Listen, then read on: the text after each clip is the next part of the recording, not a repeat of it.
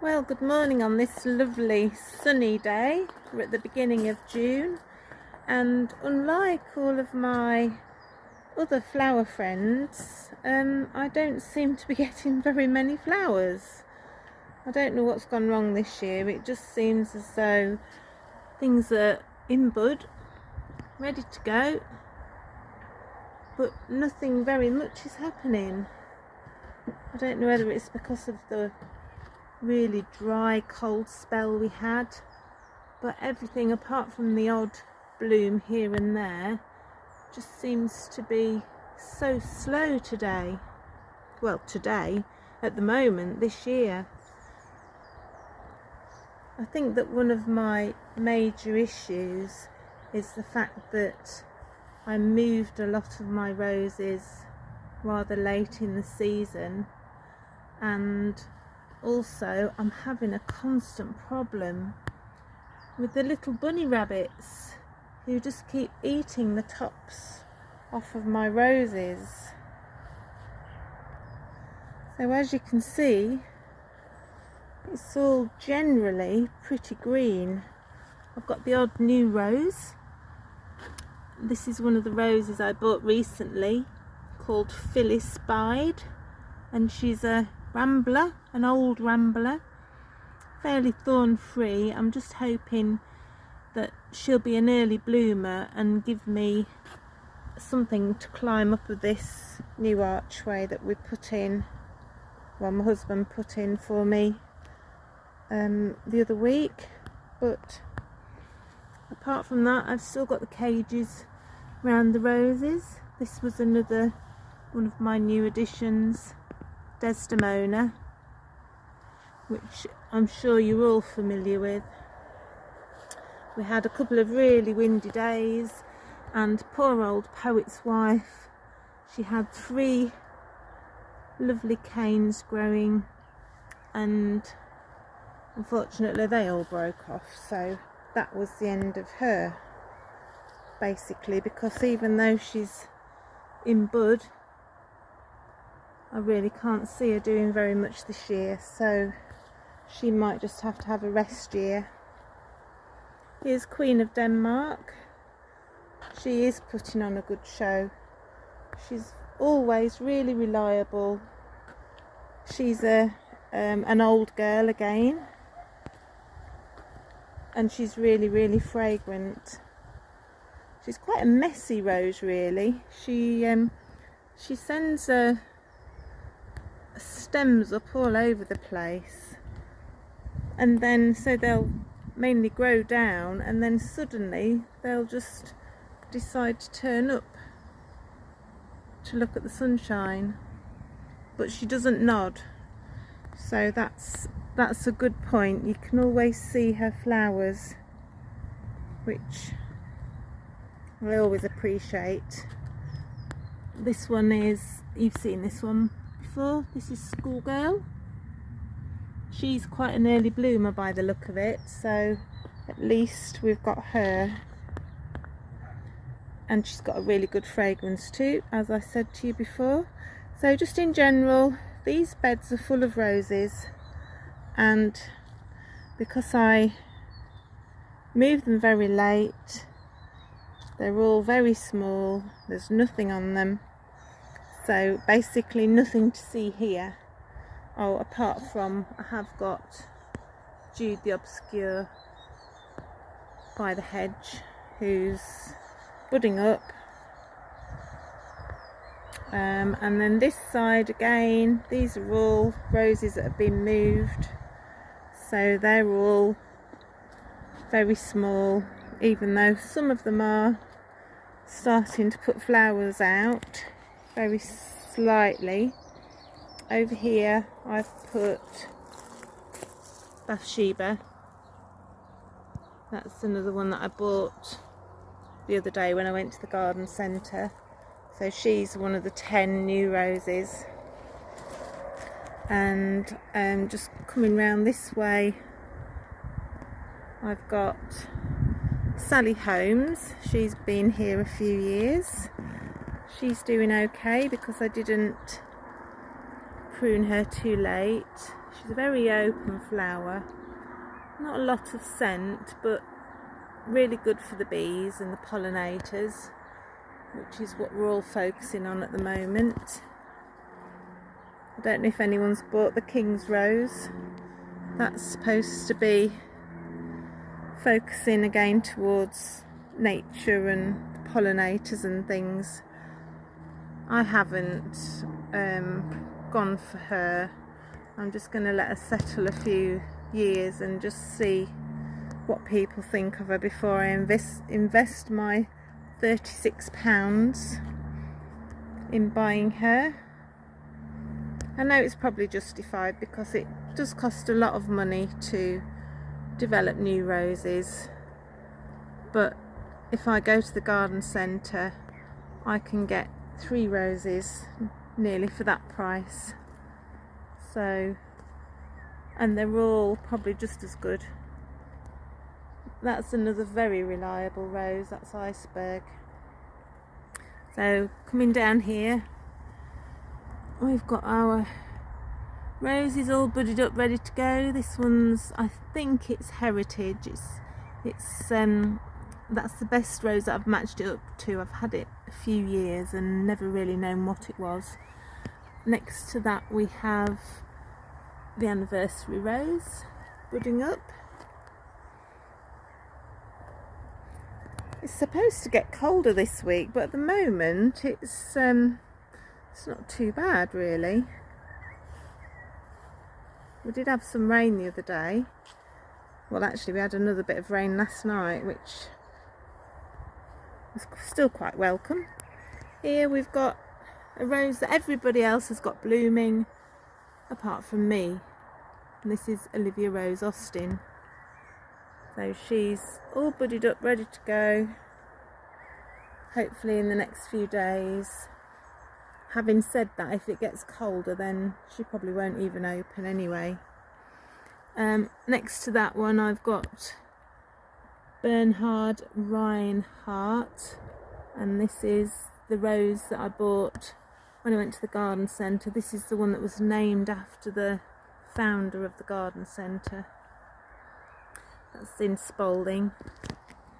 Lovely rose, beautiful. And then just panning over here, this bed is all full of roses as well, though looking at it you wouldn't know, so I'll tell you what I've got.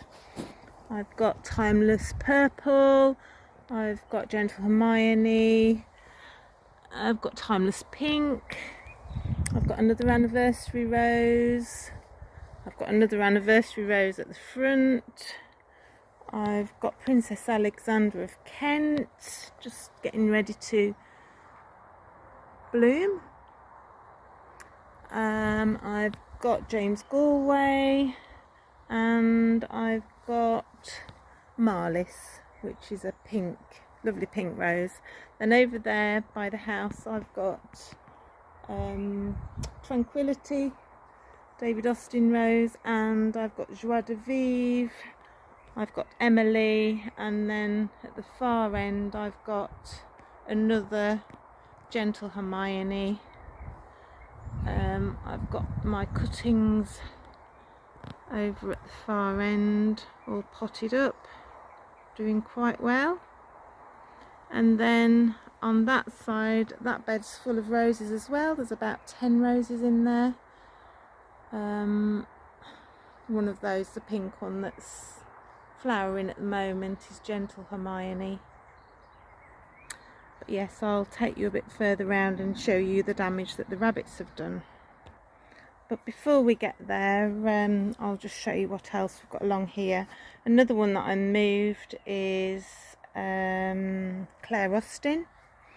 Around the corner I've got a Shropshire Lad. In the corner over there I've got St Swithin. Then over here I've got Zephyrin Druan, which is a very poor rose. It doesn't do very well. It needs a lot of attention, so I think that one will be coming out this autumn and going onto the dyke side. I've got another one here that didn't survive. I've got Old Port here, which is just budding up. This is a beautiful rose, a lovely fragrance, very deep burgundy purple. Next to that I have got Pink Perfection, which just not even budded really at the moment, and she's been in there well, a year, so I haven't moved her this year, so she should be budded up by now. And then I've got Penelope Lively on this one, a few buds on her but no sign of any colour. And then I've got Pacific Blue and Mary Berry and Maxima Romantica on this side, not really doing anything. I've got a small anniversary rose at the back, and then just quickly take you over this side.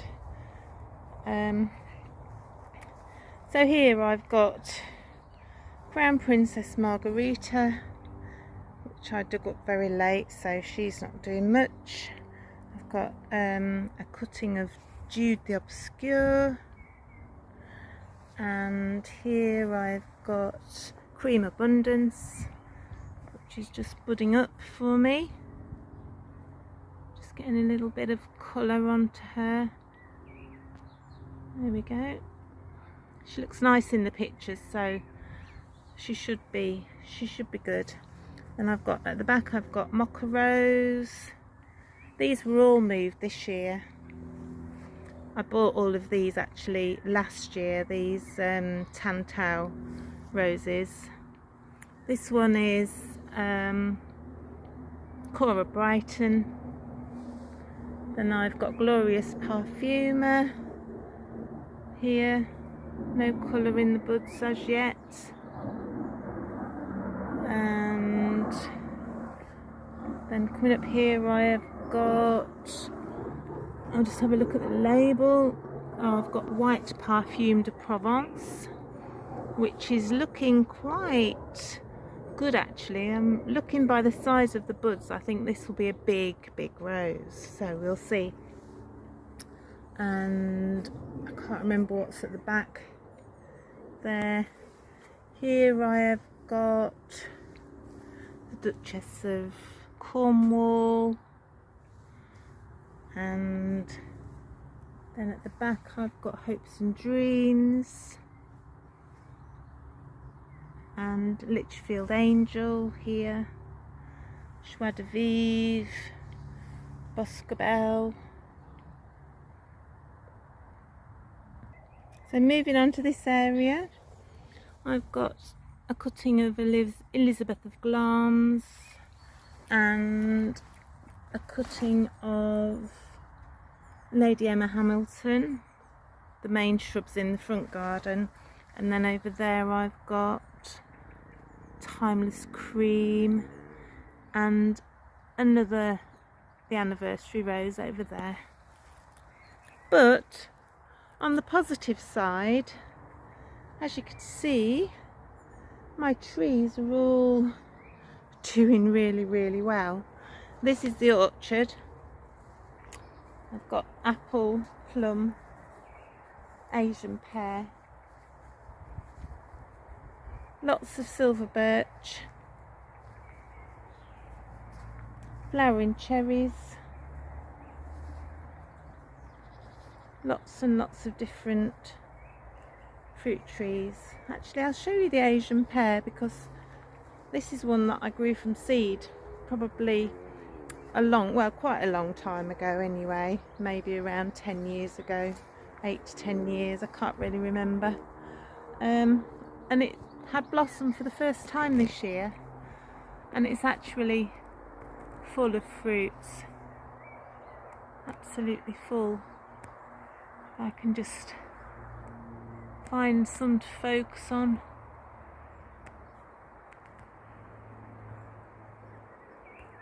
Don't know if you can see them there.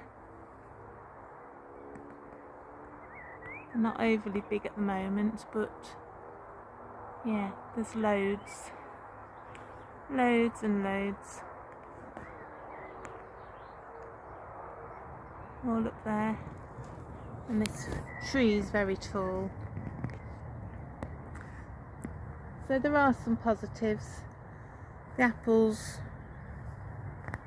sorry, am I making you dizzy? The apples are doing well as well on there. Oh, there we go, focus. So now I'll take you and show you the roses.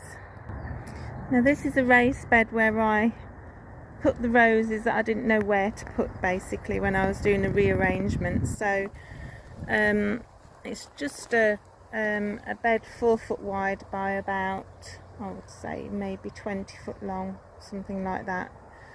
And this is the devastation that the rabbits have done to the roses here. It's not too serious because, like I say, these roses are just, probably need to zoom you out again, don't I? What's that? Sorry about that. These roses are, that's better. These roses are not actually in the main bed, so even though they've been basically just chopped off at the tops, it's not the end of the world. This one's in one of my cages. I know they don't look very attractive, but you can see now why I've got all of my roses in the cages. This cage wasn't on here. I've just put it on since, just to try and protect what's left of Gertrude Jekyll, would you believe? So that's her. She's now in a protective environment.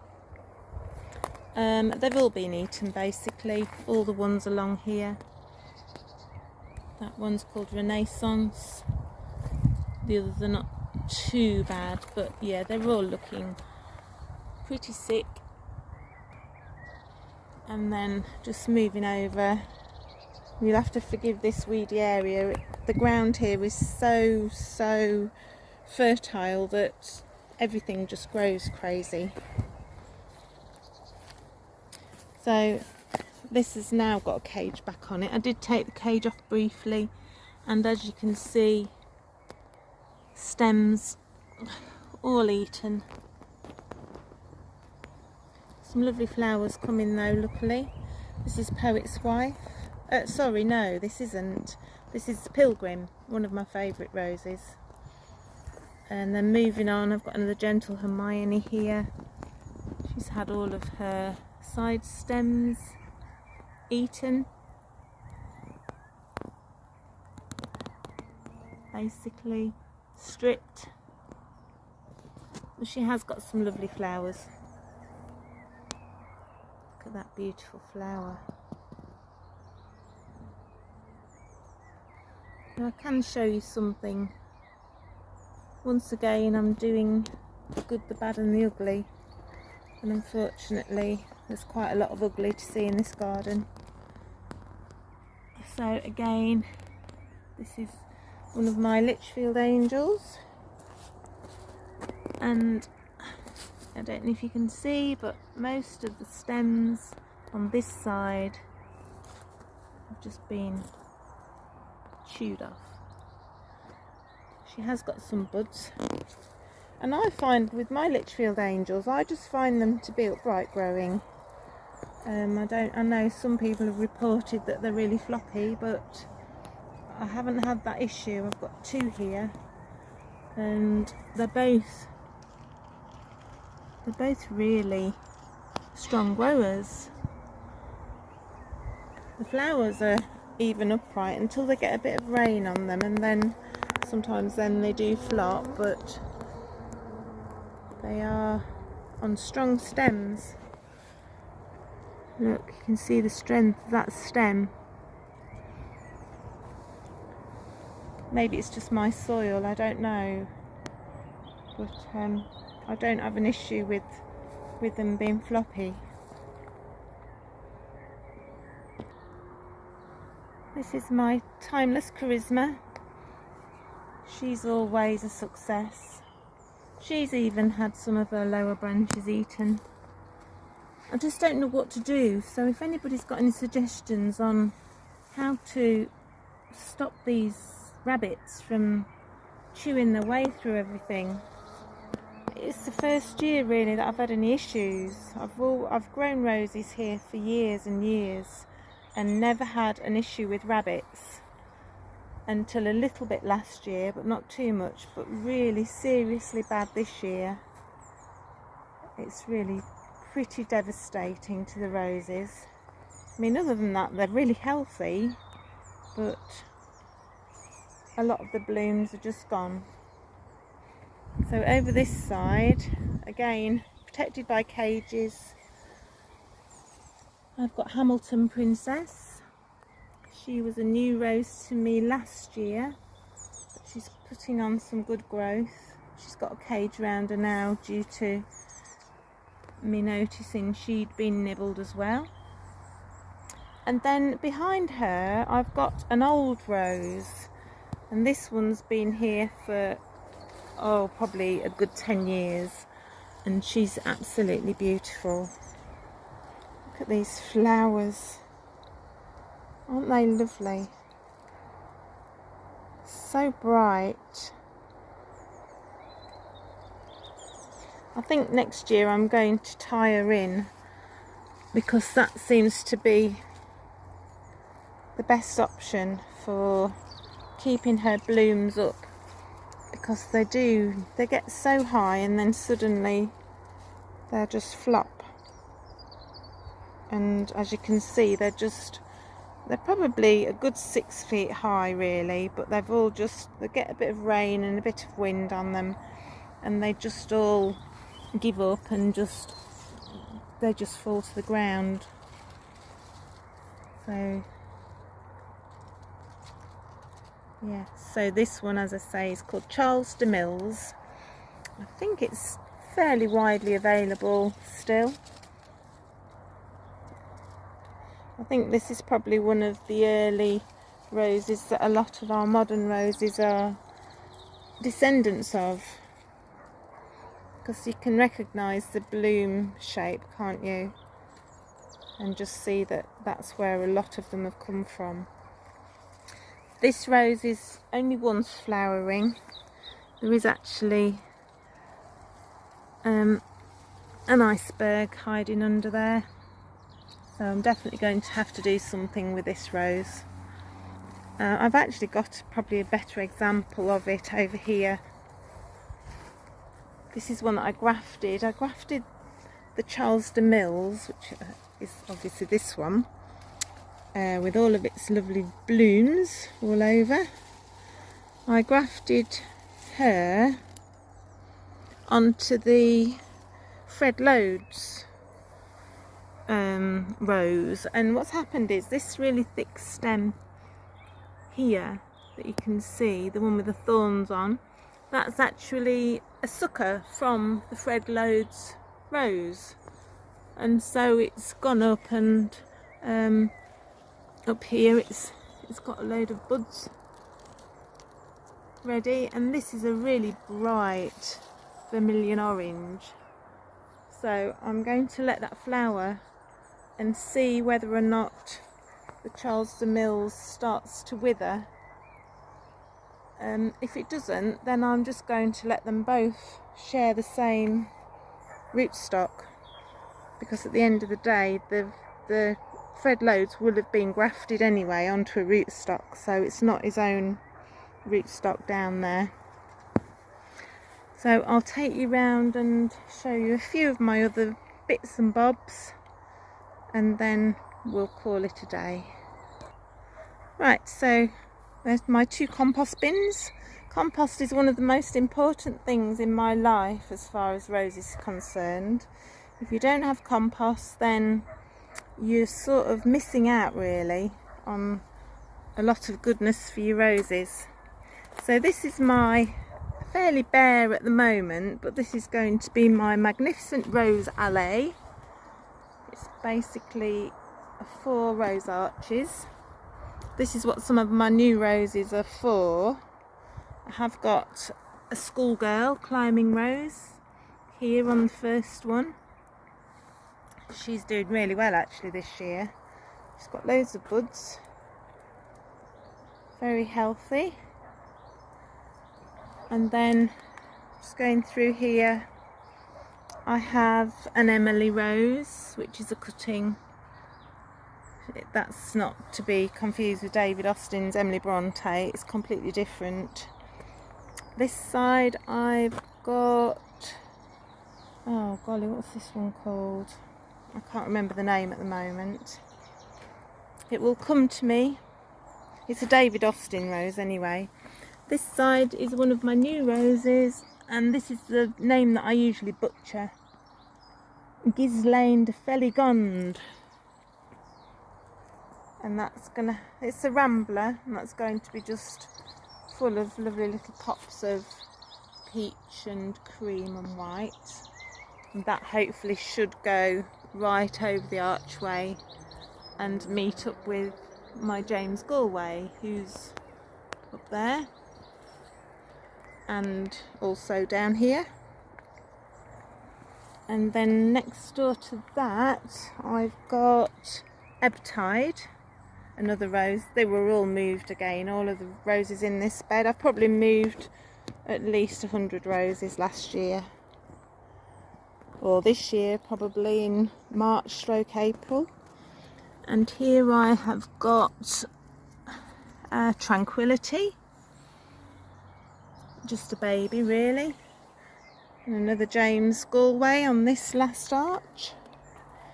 This one's okay because I haven't done any moving and I haven't done any late pruning, so this one's flowering as it should be doing for me. Beautiful flower, and a really lovely different sort of a fragrance as well on this rose, not like any of the other roses. You know, you usually get the scents that we all recognise, the myrrh and the old rose and tea rose, but this is slightly different really, hard to describe. Next door I've got Timeless Purple in this bed, and again this bed is full of roses. This one's got William Shakespeare.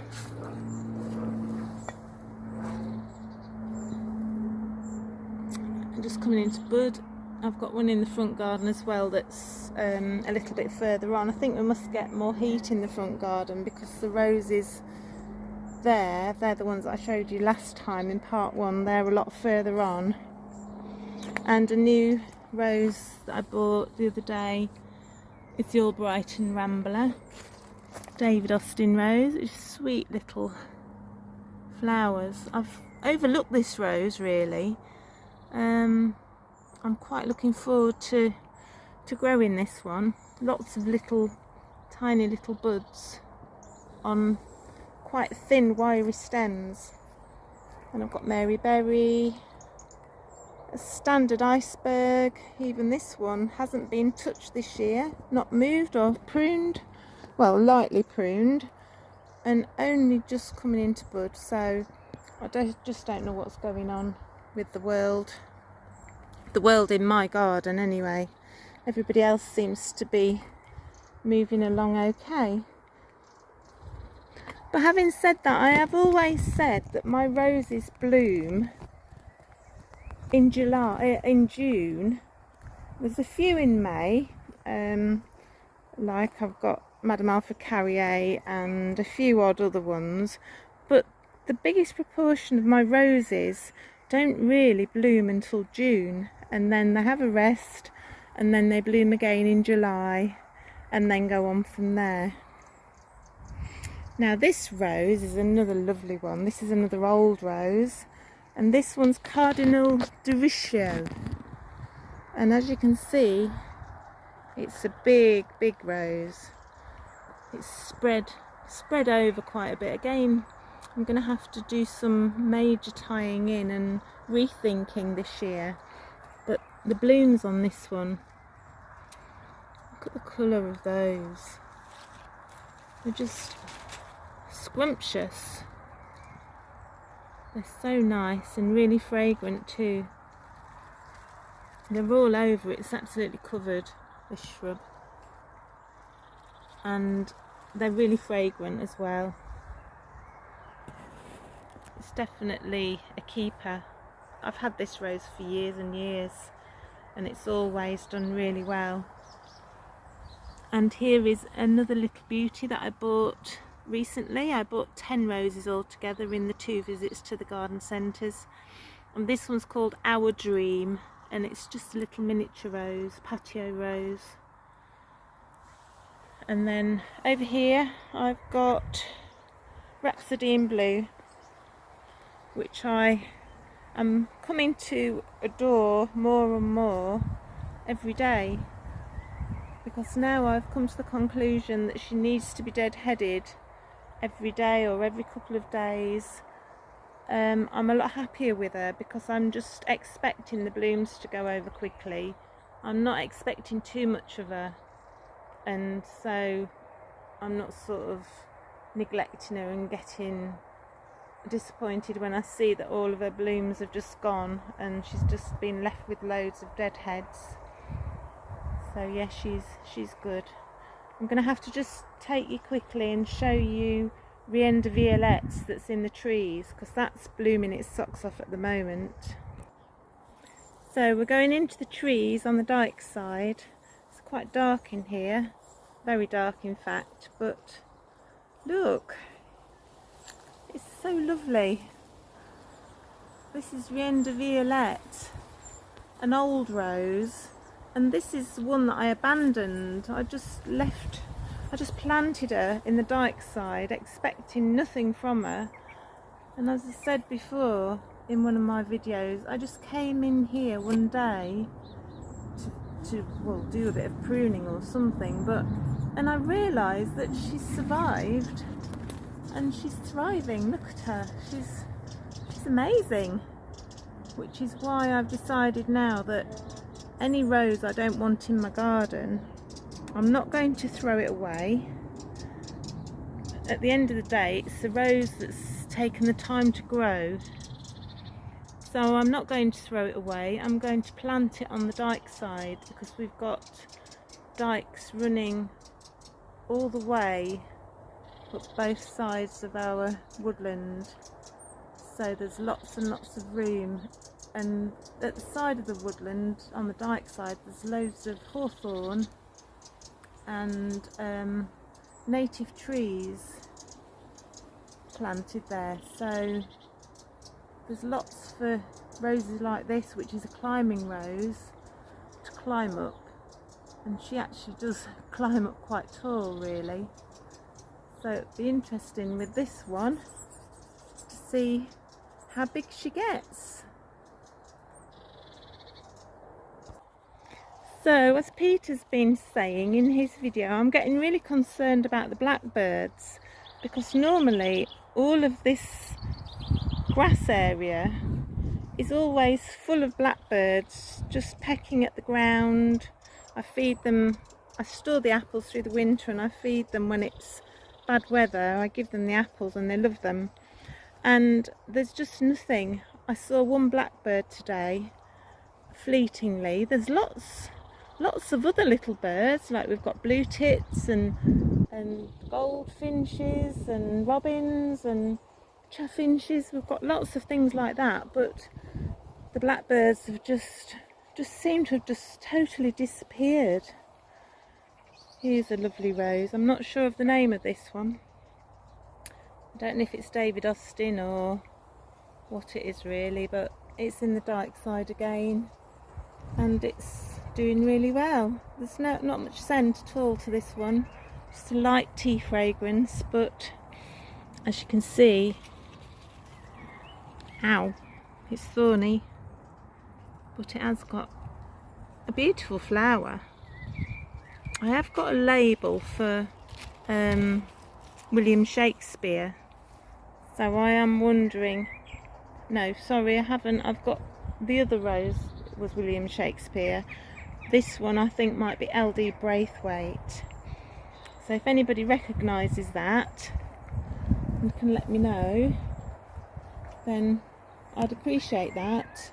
I've got another iceberg here growing into the tree. This is the rose amongst the trees. And here we've got Mary Berry, Elizabeth of Glamis, Mum in a Million. I'm not sure what that little one is. I've got Arthur Bell. He's a nice rose. I'm to get out of the sun so you can see him. Arthur Bell. And the Poet's Wife. That's the baby. And Timeless Cream, which is actually very peachy in colour. If I go in the shade you might be able to see the colour. Lovely rose. I really love this rose. Yeah, a lovely peachy colour. It's supposed to be cream, but there you go. And another rose here called Wellbeing. And another couple of roses at the end. But they've all got cages round because, again, they've been nibbled. So in the courtyard garden, Madame Alfred Carrier's just about finished with her flush, but it does say that if you deadhead she will repeat, so I'll get the ladder out later and do a little quick deadheading on her. Here I've got Marlis, which will be a pink rose, which is very small. Litchfield Angel, that's only a baby. Olivia Rose Austin here, just coming into flower. Got Nina, which is I believe a Poulson rose, white flowered. I've got Glorious Parfumer, budded up here. Mum in a Million at the back, just starting to get budded up. I've got another Queen of Denmark on this wall. And a Jude, oh no, that's not a Jude the Obscure, that's a Minerva, climbing Minerva. And next to that I've got Jude the Obscure. I've got two actually. This one's climbing up this archway. And then I've got another small one which is just a cutting. And this is one of my new roses. This is a Rambler and it's called Velschen Blau. I've probably butchered the name again, but hey ho. Okay, so that just about sums it up at the moment. It's good news and bad news, so we'll just have to see how it goes. I hope your garden's getting on a bit better than mine, although I can't complain. It's a beautiful garden. It's just not how I usually see it. It's just because it's taking so long to get going this year. So anyway, I'll say goodbye for now and enjoy your gardens, and more importantly, enjoy your roses.